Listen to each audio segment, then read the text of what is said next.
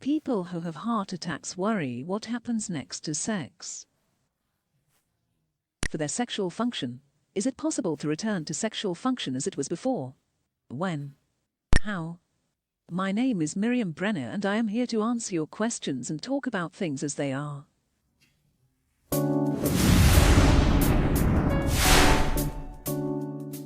Paul and Olivia, 74 years old, they came to me recently because of a problem with Paul's erection.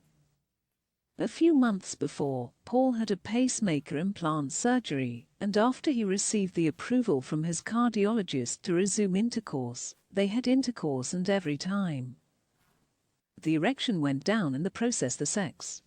When I asked them a lot of questions to understand what was going on them while having sex, it turned out that Olivia put her ear to Paul's heart while he is on top of her with penetrating movements.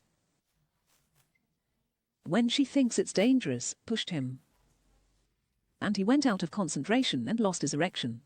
Paul and Olivia didn't talk to each other about what was happening in the sexual relationship and the erection you got off until they got to me. They didn't ask the cardiologist either. What is the reason for this? In the past I gave regular lectures at the Heart Rehabilitation Center for groups,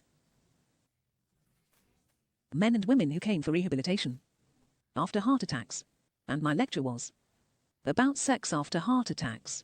At the beginning of each session, I asked the people, has anyone spoken to them about the issue to date?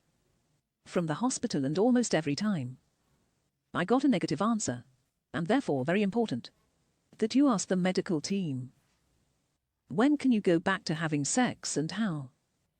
The heart event will affect you.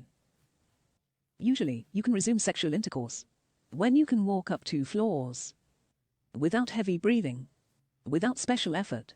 It's the same kind of effort as having sex, and usually return to previous sexual function. It is very important to consult the cardiologist and preferably the spouse. When can you come back to have sex?